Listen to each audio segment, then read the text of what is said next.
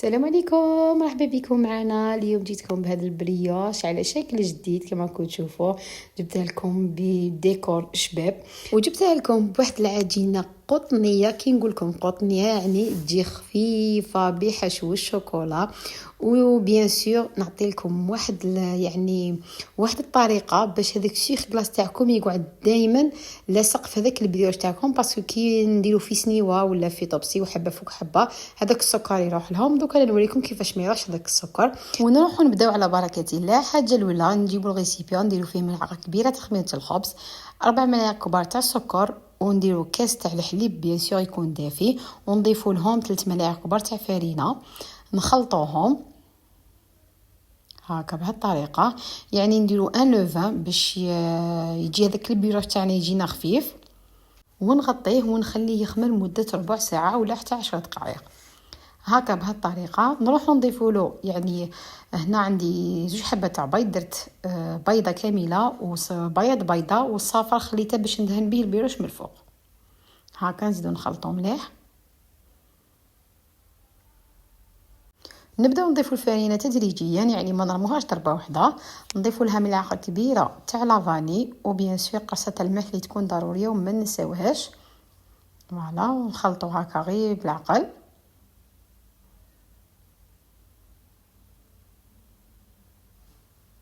انا نطم العجينه تاعي، يعني نضيف لها الفرينه كما قلت لكم غير بشويه حتى نتحصلوا العجينه يعني بهذا الشكل، تجيكم يعني طريه، تجيكم تلاصق شويه في اليد. ونضيف لها ملعقه كبيره معمره يعني مملوءه مليح، تكون بومبي تاع زبده، ونسيي ندخلها في هذيك العجينه. يعني نقعد نعجن فيها. الا عندكم بيترا من الاحسن يعني نديروها في البيترا، ندخلوها تنعجن لمده 5 دقائق حتى 10 دقائق.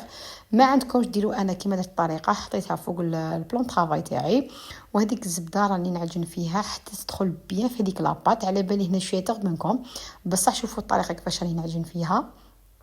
هاكا نجبدها ونقعد نعجن حتى تشوفوا يعني العجينه تاعكم التمت كاع على هذاك البلون طرافاي تاعكم. هكا هنا رشه خفيفه تاع فرينه باش تطم معاكم هذيك العجينه. هكا شفتوا كيفاش طمت، شوفوا تولي الاستيك. انا هنا بعد ما خليتها يعني خمرت مده نص ساعه حتى تشوفوا يعني دوبلت الفوليوم. هنا هذا هو العجين اللي تحصلت عليه، شوفوا كيفاش طاف الحجم تاعو. نسي نديغازيه دائما كما قلت لكم، استعينوا بالفرينه باسكو العجينه راهي فريمون خفيفه.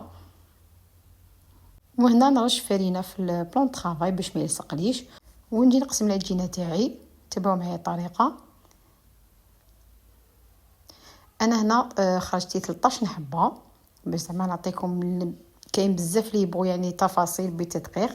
انا كما قلت لكم قسمتها على 13 حبه. وهنا عندي شوكولا اللي نحشي بها هذاك البريوش. هكا نحل كما قلت لكم دائما استعينوا بالفرينه.